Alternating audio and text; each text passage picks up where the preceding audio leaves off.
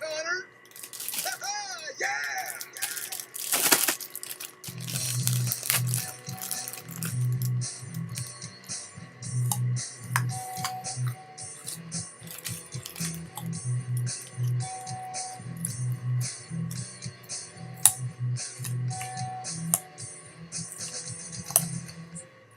This show is not for sharpshooters. This show is a fucking machine gun. There's no chewy center to this show. It's all hard candy. This show is not a sniper on a fucking roof. This show is a drone taking out a village. Do not invite me into your house because I will come in and I will beat fucking ass. Hey, what's happening? Mike Schmidt, 40-Year-Old Boy Podcast. How are you folks? I'm fine. Hey, but here's the thing. Yeah, I took a picture of my cock with a flash for the first time. And it is a, it makes it look very different. It's an odd... The previous photos were all done with sans flash. I went natural. I went natural. I wanted to make sure I got it in its natural habitat.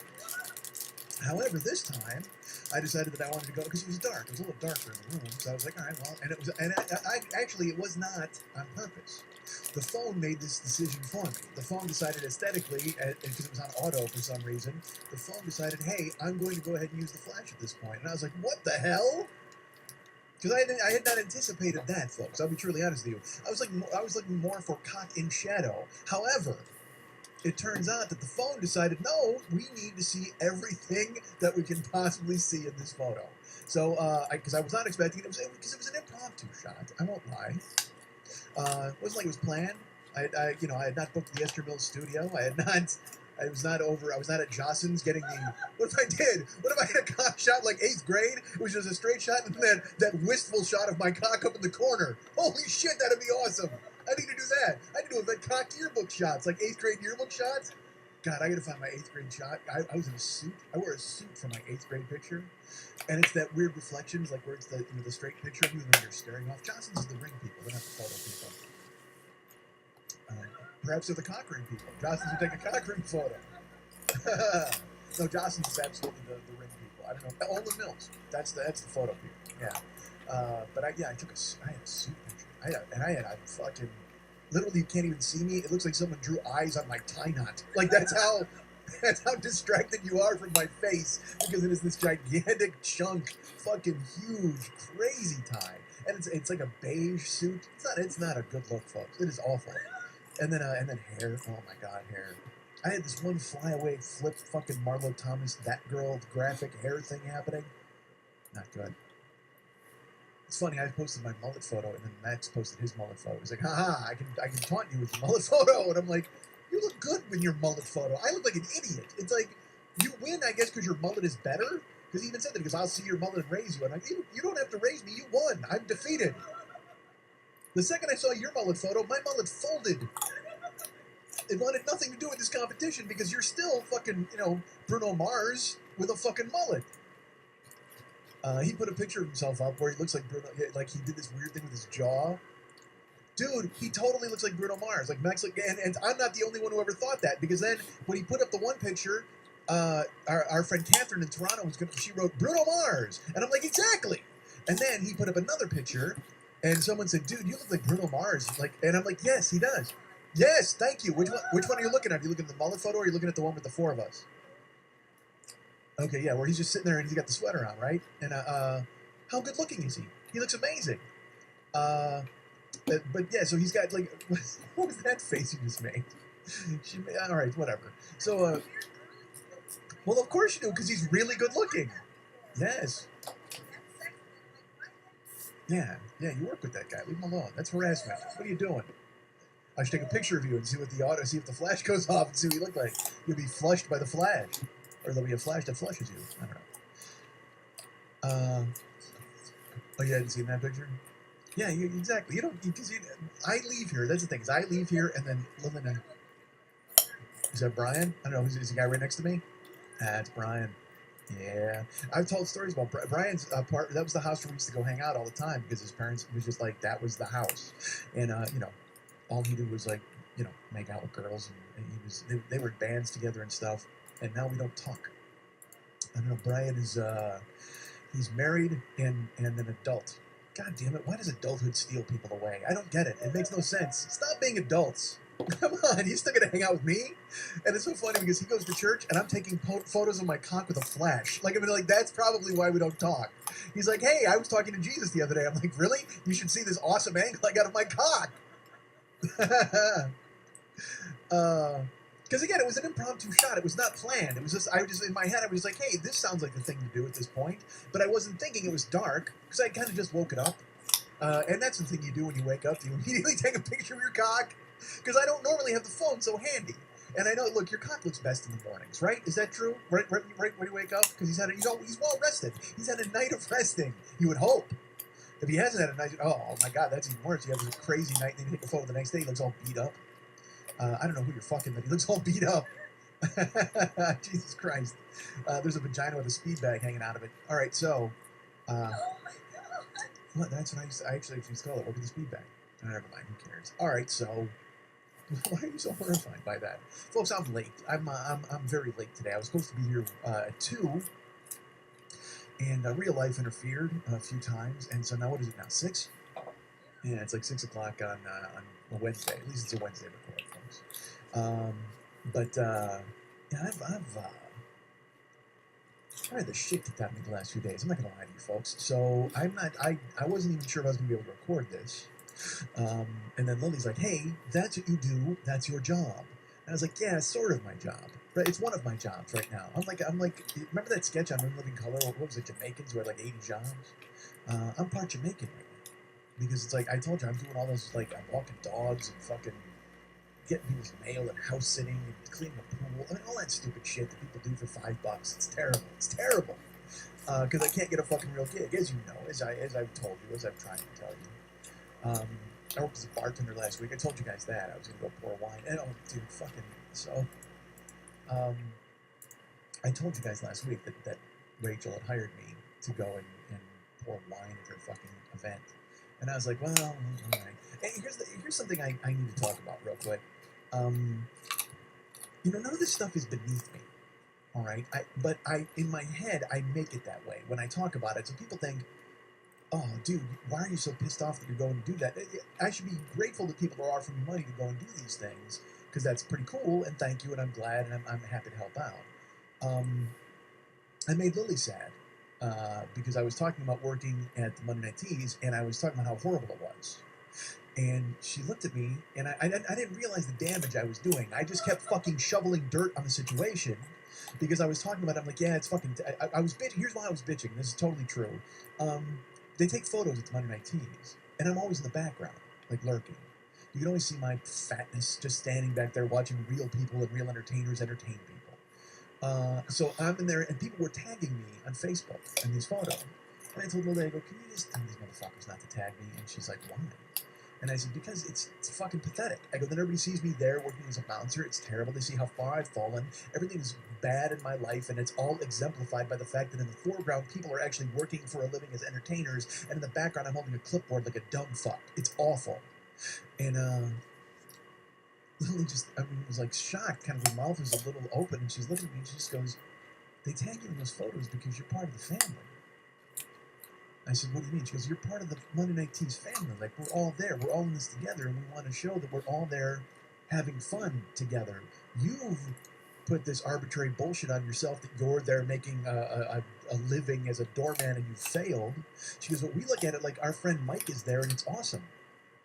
And she was hurt. Like, she was really hurt that I said those things. And I felt fucking terrible because I'm like, this is not about you or about the teams. This is about me and how fucking horrible I feel about myself right now that I'm 45 and I failed and I missed it and I'm not doing what I'm supposed to be doing.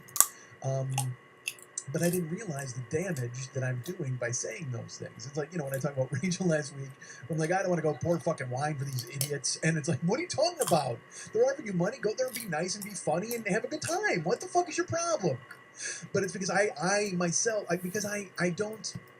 because I'm supposed to be more than that. I'm supposed to be more than this. I'm supposed to be more than I've wound up being. It's my fault. But again, it has nothing to do with anybody else but me. It's my fault completely why I'm in this situation.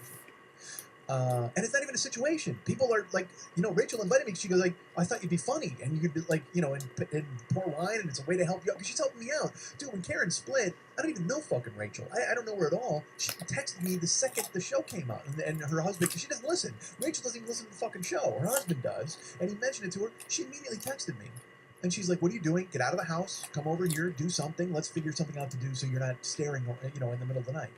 And I'm like, yeah, it's easy for you to say. You don't realize in the middle of the night, I wake up and I take a picture of my cock. My nights are covered, goddammit. I'm fine. You might think you're getting me out of my own head. Forget about it.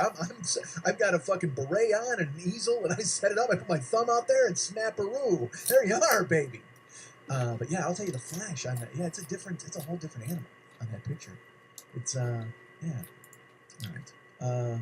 It's just, because there was mystery in the other photos. I don't know how to put it. It was like, because it was kind of like, it looked like it was, I was taking a picture of my cock was coming through the fog. Like, literally, it was just, you were out at the dock, you heard the, and out of nowhere, my cock shot out of the fog. It's like, hey, gotta get a quick snap of that, clink. It was like, but the other pictures are like if my cock was a UFO and you aren't sure what it is, but you take a picture, like, all right. But now there is no question what it is. When there's a flash involved, absolutely not. Holy shit, it is there, it is present, and it is in your face. But I will say it looks good. It's a good angle. There's some heft to it. Look back, huh?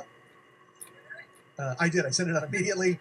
That's what I'm doing. I'm stockpiling this cache of photos just because eventually I will just send them all out. Like, I'll just let's put it this way. If you follow me on Twitter or you're my friend on Facebook and an army of cock photos just starts going out, just go, well, Mike's dead. Literally, because that will be my final act on this earth, is to just absolutely destroy everybody with cock photos and then die. And don't think I can't do it, folks. I have a whole folder. I actually have a spare phone filled. I had to get a spare phone just to fill it with fucking 6 gigs of cock photos. And cock movies, I won't lie to you. All right, so cock movies are not as interesting as cock photos, I have to be honest. I mean, you got to give him a personality and stuff. In the pictures, he has his own personality, but in the movies, you got to give him a little hat. All right, so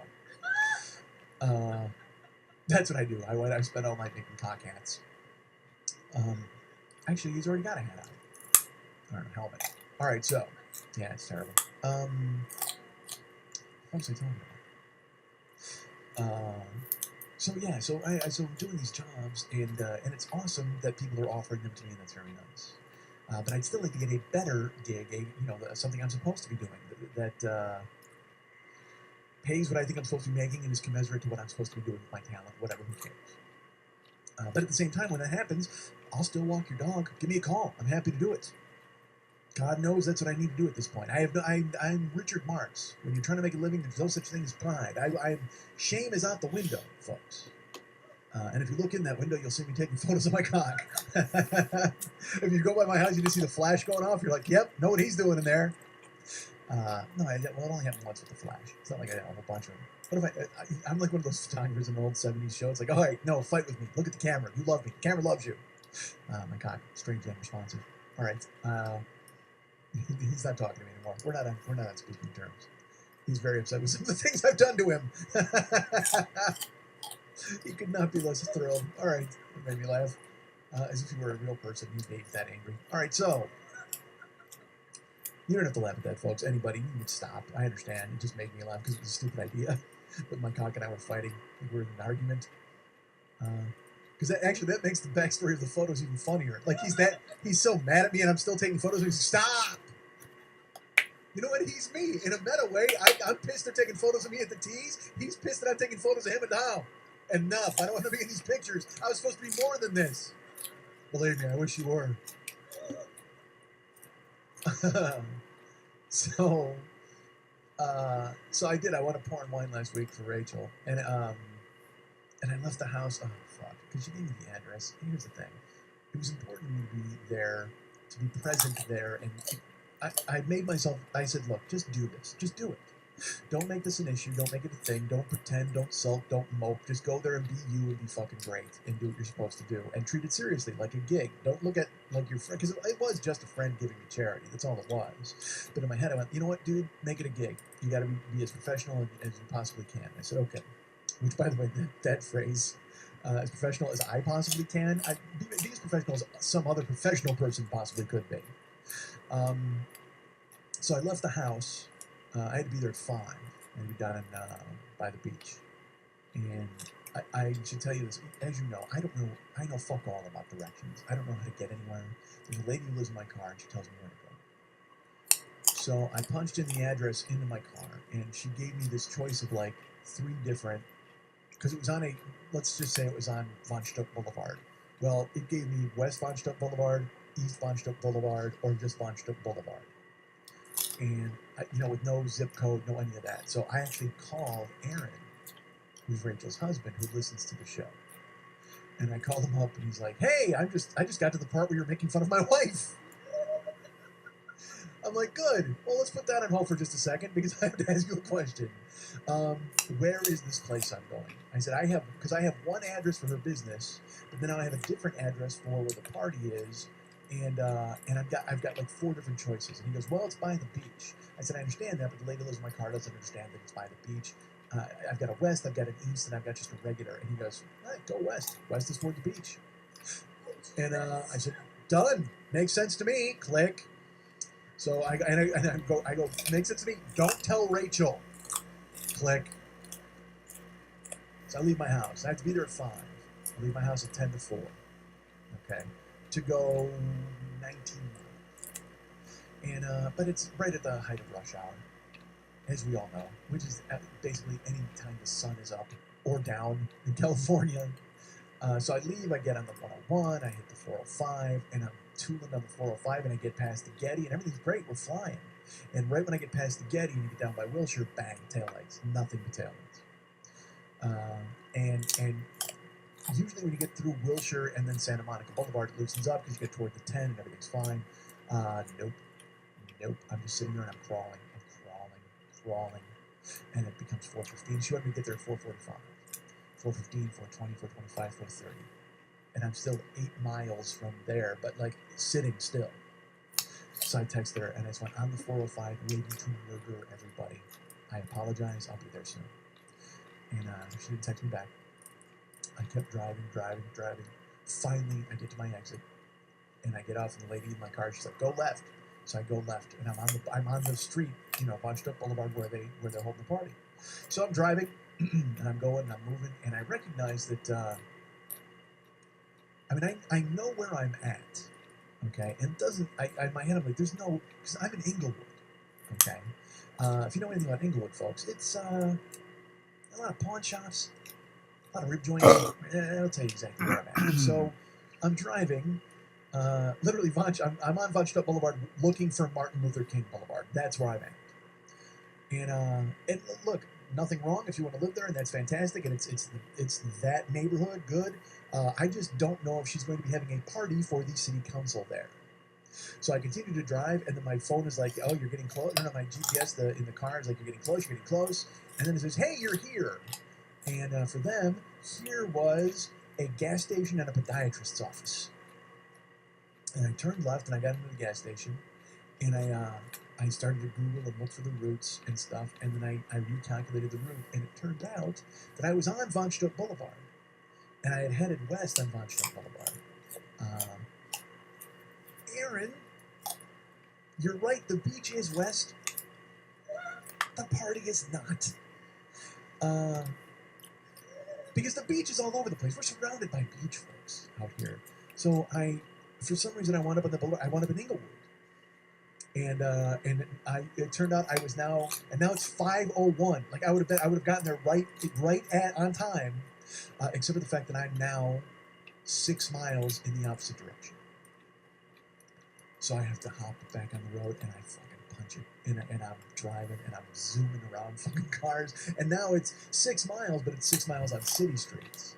So there's cars, and there's stoplights, and there's bullshit, and so I'm fucking starting, and I'm just trying to get there. Because I didn't, you know why? Look, I've been late before many times, but I didn't want her to think that I wasn't taking the gig seriously. I didn't want her to think that I was like, fuck this, who cares? That was not the case at all. I left my house an hour and 10 minutes before the gig, and almost an hour before when I was supposed to be there for her to, talk to me or whatever she wanted to do. So I'm fucking hustling, and then finally I get there and I park in the street. I go running in, and there was a very nice, rich white couple walking in the door, and I held the door for them, and I knew where they were going. And we went upstairs. I walked in, and this place is wall to wall, and everybody's drinking wine already. And I looked, and there's some old lady like behind the wine, like she's in my bar. Get out of my bar, lady! So I walk in and I see Rachel, and I go, "How are you?" And I just walk right by, and she goes, "All right, tell her that she's off and she can join the party." And I'm like, "Hey." So I got there at like 5:25, and I went behind the bar, and I opened up some Pinot and some cab, and I started pouring some wine for some people. And it was nice and pleasant. And the funniest part is, Rachel could not have been nicer. Did not care that I was late, but came up and hugged me and was like really sweet. And then. As like I just said, I don't like to be tagged in the photos because then it's like, oh, look, there's Mike Schmidt who failed and he's behind some hot girls. I mean, it's just like the weirdest thing. And I know that's just me in my own fucking head, all right? Because nobody else is looking at it and going, fucking Schmidt bouncer. But that's where I'm at, head-wise. So then she kept introducing people to me and telling them who I was and what I do. She'd be like, "Oh my God, this is Mike Schmidt. He's he's an internet celebrity, and my husband loves his show. He has a real popular podcast." And and I'm just, I go, and I did that thing, and I wind up doing it all the time. I go, "They don't care. You don't care. It's nice to meet you." And they're like, "No, really? You do a show on the what? On the internet? We've heard of that." I'm like, "Yes, of course you have." Because these people are all like 60. You know what I mean? And there were some younger people, but they have kids and wives. They don't give a fuck about podcasts or funny guy or idiot. They don't give a shit about me. Give me some fucking Pinot, motherfucker, and shut the fuck up. Literally. But Rachel and her daughter Haley were really nice, and Haley has heard the show, so she's like, "I got to meet you." She was very nice, and she came up. And so they they pretended like it was a big deal. So maybe for her it was to have some guy from the internet pouring wine. I don't know, whatever the fuck. Who cares? She was very nice to me, and her daughter was extremely nice, and they kept introducing me to people who could not have cared less. Like, there was one woman I met who, this girl Stephanie, they introduced me to her, and she, oh my gosh, I love comedy. I certainly love it. I'm sure you do. And she's like, "And your show is," I go, "Don't ever listen to it." And she goes, "What?" I go, "You will have no interest in hearing it. It is really rough. I swear a lot, and I say a lot of things that you would not enjoy." And she's like, "Oh, well, maybe my husband would like to give it a chat." I go, "Maybe he would, but I don't know your husband. But I'm telling you right now, you will not enjoy it." Well, but I'm serious. Are you kidding me? What if? Because again, this is the first show since. All right, let's just say Stephanie, who had the fucking, had like a fucking $14,000 ring on her finger, and her husband's in the city council of whatever that city is, and she's gonna go ahead and tune into the show. And the first thing I said on the show is, "Hey, I took a photo of my car with a flash for the first time." She's gonna go. She's gonna vomit up last week's wine. Oh my God! I drank his filth wine. I gotta get it out of my body for fuck's sake. Oh, that's awful. I can't believe I drank the wine that guy poured for me. Those hands that clutched that fucking Cabernet Sauvignon. Those hands that opened that Chardonnay. I saw him pull a cork out of a bottle, and now I know that he used those very hands to take a flash photo of his cock. I gotta vomit up this wine. Or she goes the other way. Stephanie's just like, I want to run back into that guy because I know he's taking flash photos of his cock. I didn't give that wine the respect I should have. I gotta watch him slowly twist that corkscrew and yank out that fucking cork. It's very exotic, very erotic. Exotic and erotic? I'm both. So I spent the whole time, like, whenever she introduced me to somebody, and again, but the worst part, what's funny? I don't mind if you tell women about the show. I know this sounds stupid, because I can talk to them and be like, "Well, you probably don't want to listen or whatever." But when you tell a guy, to them it's just a dick swinging contest. You know what I mean? Because women are just like, let's put it, women will genuinely humor it. Like Stephanie, I think, was genuinely interested to hear that I was somebody who had something else going on somewhere else. Guys are like, "Give me some wine and shut the fuck up." They don't care. These fucking dudes in suits talking about their golf games and they want it's I may as well have been an alien, and that's not even a joke. Like, in the future, like an iRobot or one of those movies, they just get a wine pouring robot and everybody ignores it. That's who I should have been. I should have just been the wine pouring robot with just like, you know what? Next time I get booked for this, I'm just gonna wear a Daft Punk helmet. I'm just gonna have a Daft Punk helmet on, and nobody will fucking have to worry about me or what I do. Don't ever tell a guy that I have a fucking radio show or I'm a comedian, especially men, all right? Because women, you tell women I'm a comedian, or you tell women that I'm funny or whatever, women are generally thoughtful creatures, and they'll be like, oh, well, that's great. You have a show. That's terrific. I'll have to check it out sometime. You tell a guy that I'm a comedian, they're like, he doesn't look funny to me. Say something funny, motherfucker. I'm serious. That's just the way it is, because guys are competitive. So I'm already at a disadvantage because I'm at a service capacity to these fucking dudes, and they're all fucking whatever. You know who I am? I'm DiCaprio in Titanic. That's who I am. I show up at the fucking table, and it's like all those rich dudes are there, Billy Zane and everybody, they're like, yeah. And they're fucking clinking their things and going to drink bourbon and smoke fucking cigars, and I'm going to go off and have a dance with a bunch of Irish dudes in the goddamn basement. That's what I got to fucking do. You know what? I'm going to do that next time Rachel invites me to a party. I'm going to fucking DiCaprio the shit out of it, because it's going to be all those women and all their rich husbands, and they're going to walk around talking about their country clubs, and then I'm going to walk up to that girl Stephanie with her giant fucking rock on her hand, and I'm going to hand her a book of matches and go, make it count. Meet me at the clock in an hour. Take that, Golfing City Council asshole. Go talk about a zoning program while I'm working your wife with a fucking jug band in the basement. Yeah, that's right. Your fucking wife's getting zithered while I hear a zither. Yes.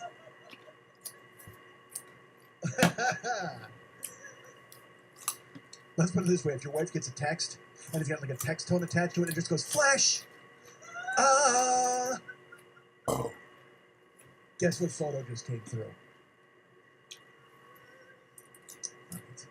Hold on a minute. Sirens and a helicopter? What the fuck's happening outside? You know what it is? It's the World War Z. World War Z is happening. Or it's The Purge. It could be The Purge. These are all the movies that are coming out with mayhem involved. So yeah, so I'm late, and I don't. Why? Because you know what I want to do? I want to do. Here's my worry. If I do this, people are going to listen to it for the first time ever, and they're going to listen to the show every week. If I do my idea that I want to do. I don't know. Why do I care? Douching. All right. You know what I'm going to do? I'm going to put songs in this week. For no reason. Just because it means I don't have to fucking talk more. Because if I talk more to you people, you're going to hear more about, like, fucking stuff that's bad. Nobody wants to hear bad stuff, because the show's about my life. Tough week. Larry, I'm just fucking, all right, I'll take, well, you know what? Here's my plan. And this is the show that Mex is going to kill me for. I just want to put a bunch of Mex songs in here. Like a bunch of, like, songs. Like, make this like a radio show. Although, fucking, what if I talk for 20 minutes? You know who's mad? The sponsors.